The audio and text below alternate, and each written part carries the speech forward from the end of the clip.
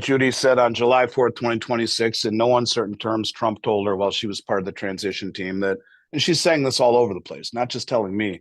She told Michelle McCory on my show as well. We've interviewed her twice in 6 months, and she said, yeah, they're going to revalue gold. Now, that's isn't conspiracy. It's actually in the stablecoin bill, in the Bitcoin. It's in the Genius Act, The Genius where Act, they there you talk go. about, yes, where they talk about in 2026 revaluing gold. Now the question is, do they revalue it to market, or do they revalue it to a number like James Rickards says of 24,000? That's debatable. $100 silver is not stupid. It is not out of line. And if you realize it's really coming out of the ground at 7-to-1, that's the geologic ratio. He said it again today in an interview I listened to. I was listening to an interview him today. And you take 4,000 right now and divide it by 7. Silver should be $570 right now, based upon the geologic ratio. Gold and silver are poised for a historic shift, with potential revaluations expected in 2026. Legislative discussions surrounding the stablecoin bill and the Genius Act indicate significant changes in gold's valuation.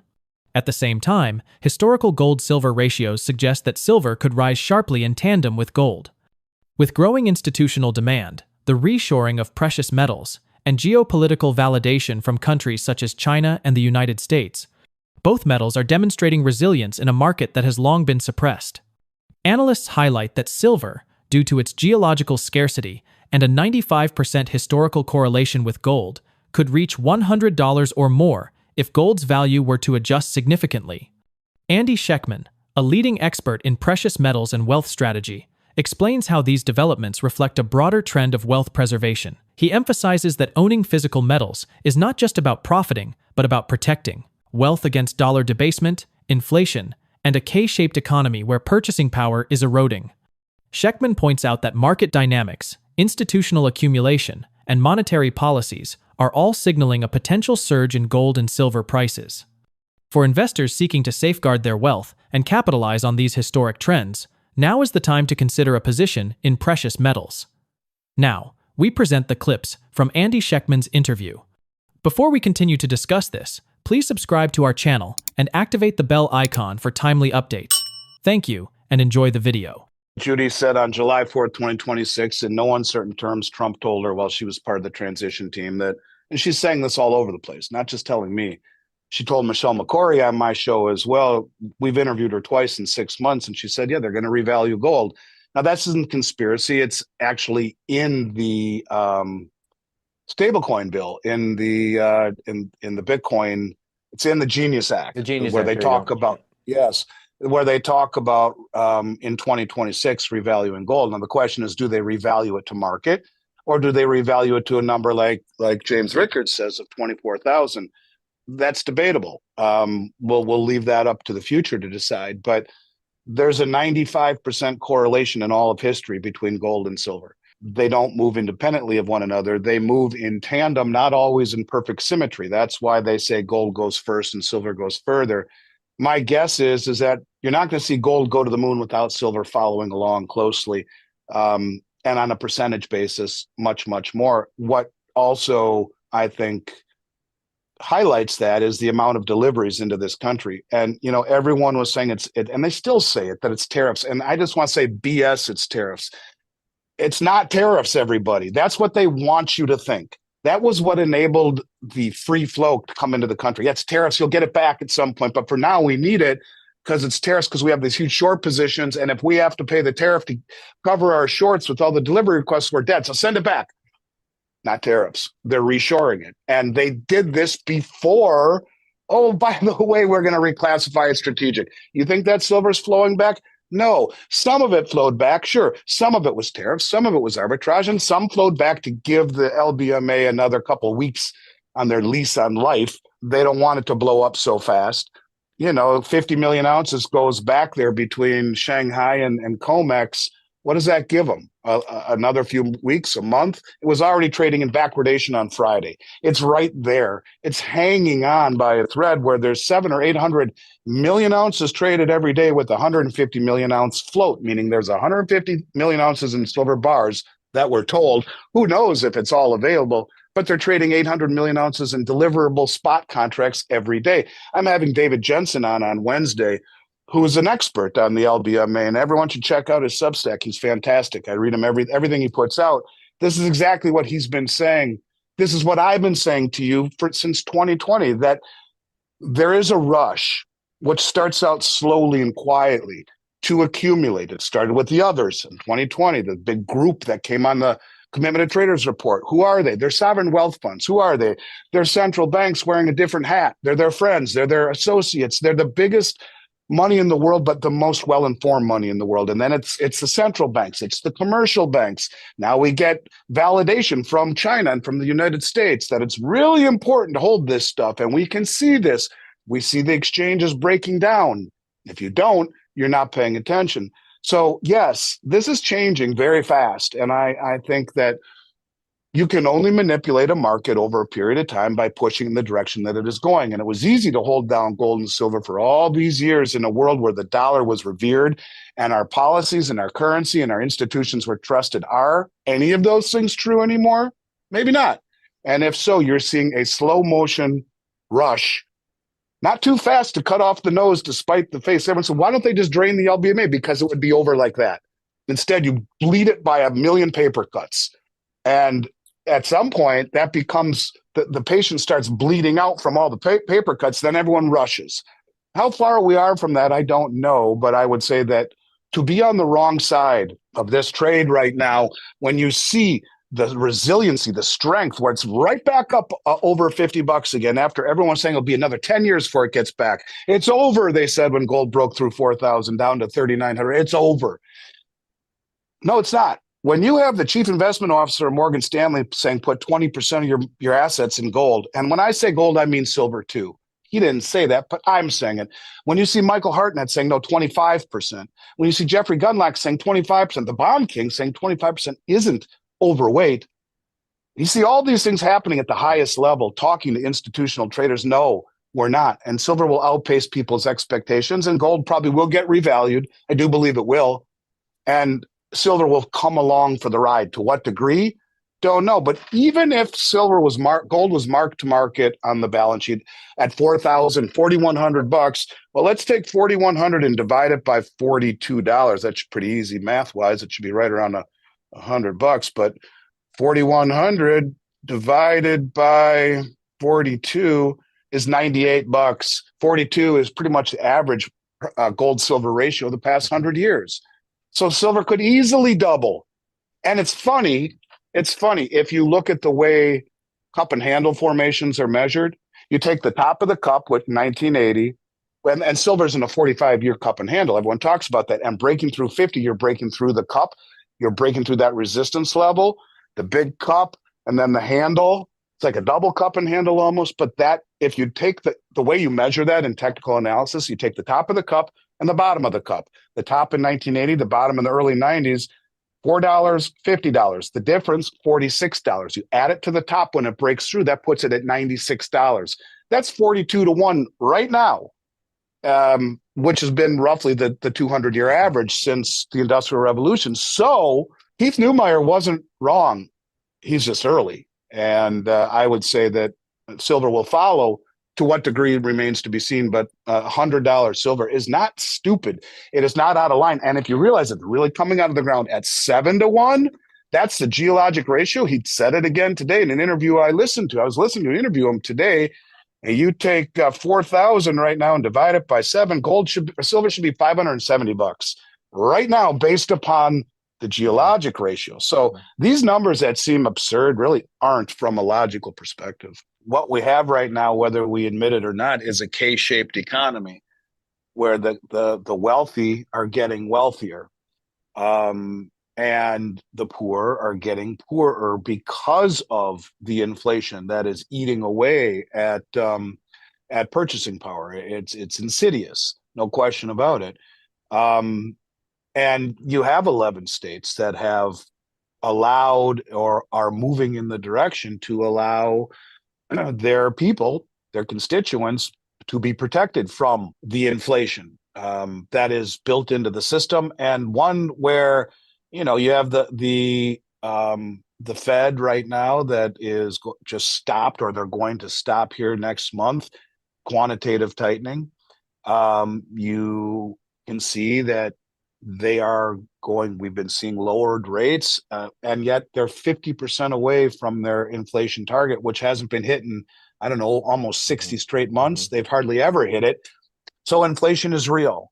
And I think, yeah, I mean, whether or not you have states like Florida or Texas that legally say um, metals can be used or maybe they make it digital, like Texas, I think, is going to allow you to deposit metal at some point into the depository and then trade off of it rather than walking around with gold and silver in your pocket.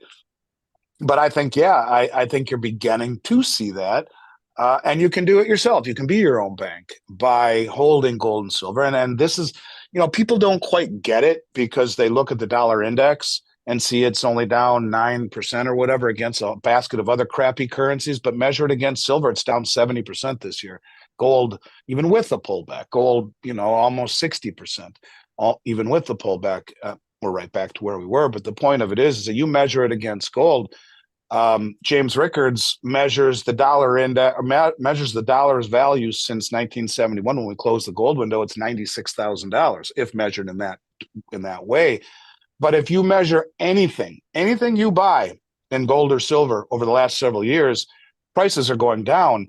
They're not going higher. You look at gold, which is quadrupled, and silver even more. The S&P 500 this year, and this is in the face of the greatest tech boom ever.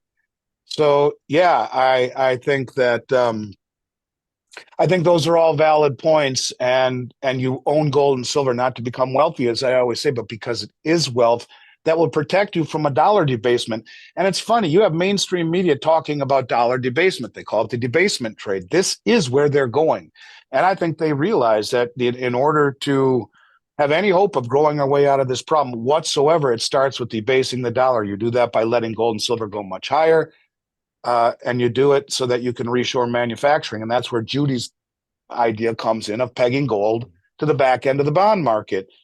The rise in gold, largely, I think that will be brought about by companies like Tether, who already have over 12 billion in gold. And they're using it by the interest that is created by those stable coins that are issued in the Genius Act are not transferable. The interest isn't. They have to keep the interest. And I believe that they're buying gold and Bitcoin with it, Bitcoin to pay off the debt, and gold to devalue the dollar and to peg it to the back end of the bond market. And I think you'll see that. I think gold will outpace everyone's expectations. So you own it not to become wealthy, but because what it does is it protects you in the face of a debasing dollar. And I think that is the only path to potentially growing our way out of a problem that otherwise has default or hyperinflation written all over it. Even with recent corrections, silver has surged 65 to 70% this year, reflecting its growing strategic importance. Recognized as a critical mineral by the U.S. government, silver is now being classified as a resource of national interest, placing a floor under its price. Globally, China is implementing state-managed controls, requiring government licenses for all silver exports, starting in 2026, signaling a shift toward tighter supply and increased geopolitical value. Its unmatched conductivity and essential role in energy, semiconductors, electric vehicles, and defense make silver indispensable, transforming it from an industrial metal into a strategic asset. Rising costs for inventory, insurance, and shipping are consolidating the market toward larger firms capable of handling higher value shipments, while smaller dealers face growing challenges. With limited supply, increasing demand, and rehypothecation pressures, silver's market dynamics are setting the stage for a potential surge, redefining its role in both industrial applications and wealth preservation. Let's get back to the interview. It's important to remember that even with the sharp correction we saw, silver is still up between 65 and 70% this year. And I mean, I don't know how many assets rank higher than that. But when you have any asset that appreciates in a parabolic manner 40% in 2 months, a correction is inevitable. This is what overbought is. And, you know, it shouldn't come as a surprise to people. And I think that certainly is something that's hard to rationalize for us gold and silver bugs because we've waited so long and feel that, you know, that the market should have done this a long time ago, gotten to these levels. Suffice it to say, this is a very high stakes game where some of the biggest institutions actually looking at what could ultimately be a existential threat to their survival. And so they did an awful lot to slow down the rise. But here we are again, back up over $1 plus and back up over 50. And maybe it's because silver is now a critical mineral. We've been talking about that for a long time now. Now it's official. Maybe it's the realization that it's irreplaceable, that it's the most conductive element known to science, the lifeblood of energy and data and power itself. Who knows? But the bottom line is that with the U.S. government calling it a strategic mineral, they've put a floor under the price, and they will, I think, start to purchase it. At the same time, you have the Chinese Ministry of Commerce.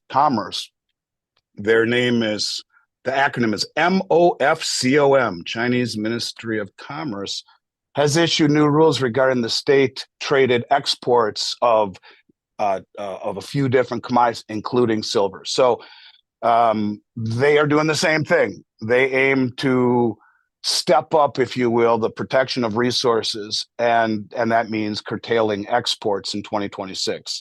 And look, when you realize that the largest refiner of silver in the world, China, is restricting exports and has announced starting in 2026, all silver exports will require individual government licenses from Beijing. To me, this move classifies silver as a resource of national interest, not just to the United States, but signaling a strategic shift towards state-managed supply, including places like China. It's a big deal. It's a very, very big deal. And I think the bottom line is silver is being redefined from an industrial metal into a geopolitical resource or into a strategic element, not just in the United States, but all over the place. The cost of maintaining an inventory is becoming exponentially more expensive. And with that, you have insurance and shipping and all of the things involved. It's expensive. It's much more expensive than it was to hedge a position at higher levels, takes away some of that risk. But most of the smaller coin companies or local coin shops don't hedge their exposure. So, it's a big deal. You have a large inventory of silver, and the volatility that we've seen where it can fall, 15, 20% in a short period of time. That's enough to really scare a lot of these coin shops out of business. I think it's an interesting thought experiment, but my guess is the higher the price of metals go. I mean, look at gold. A tube of gold eagles now is well north of $80,000. And so how much gold can you really have as a local coin shop, not only from a standpoint of maintaining an inventory, you better have millions of dollars to use, but insurance and shipping and all of that stuff, it's becoming a lot harder. When gold was $1,000 an ounce, I remember my father-in-law sending me a text message, congratulations, so gold's finally over $1,000. Well, back then, it wasn't too long ago, a tube of gold eagles is just over 20,000. It's gone up 4 times, and that's just one tube. So you want to have 500 ounces of gold in stock as a local coin shop? I mean, how much money do you have? And then you add silver and platinum and the cost of insurance and whatnot. It's a tough deal, I think. The higher it goes, the fewer the choices, if I had to guess, you'll find. We probably do as much shipping as anyone in the United States on a, that's not a fair statement. Our shipping with Federal Express is as robust as it can be without being someone like Amazon. And so we get all of the discounts that you would get and have all of the insurance that you could get. And, we still don't put more than $150,000 of product in a particular package. You try to ship it by registered mail, the most they'll give you is 50,000. So if you can only do 50,000 by registered mail, you're not even doing a tube of gold eagles. And, that's challenging. The costs are getting more expensive. You look at companies like FedEx, their costs are going up. It's tough. So prices will go up. Insurance will go up. it's real for sure. So again, this further would, I think, push towards consolidation into the larger companies who have the wherewithal to do it. That's not great for the consumer, but it's just the reality of the cost of doing business, and it's increasing dramatically. If it continues down this path, yeah, it would be very interesting if you saw triple-digit silver, where you're talking $50,000 for a monster box. Yeah, it's getting tough, but triple digit silver really isn't that crazy anymore. Keith Neumeyer was the first one to talk about it, and when you look at the fundamentals behind it, it's not that outlandish to say that. The move to classify silver as a resource of national interest, that's China. And then you add the U.S. putting it on the critical mineral list, which means they too can curtail exports. The president can do it without congressional order. And then you look at the essential role of silver in solar panels, electric vehicles, semiconductors, defense, you name it. I think what it really does is it shows that both countries are viewing silver as a strategic asset. It's not a commodity anymore. And, I think you're looking at a potential supply crisis and rising strategic value. What starts out as a trickle turns into much more than that. And, the people watching this show and listening to others in the industry who talk about this are way ahead of the curve and think, well, geez, everyone knows this. But walk outside your bubble and talk to anyone who's well-read, reading the wrong stuff, mind you, they won't have any idea about any of this. And so we're a ways away from that moment where it turns into a stampede. But it will curtail, I believe, it will curtail supply. And in a market like silver that is so massively rehypothecated at the upper levels, meaning the same contract is sold over and over and over and over again, creating a real problem. Remember, the market cap of silver is the size of a pinhead, and you throw a bunch of money at it, and it doesn't just go up, it explodes higher. This is what they've been trying to hold back. And I think that the big money across the globe understands this. I think they understand that this is a rush to a quiet rush to accumulate the resources. And I think they know that that if they don't do this, they being all of the governments, and really work hard at protecting their own supply chains and their own strategic stockpiles,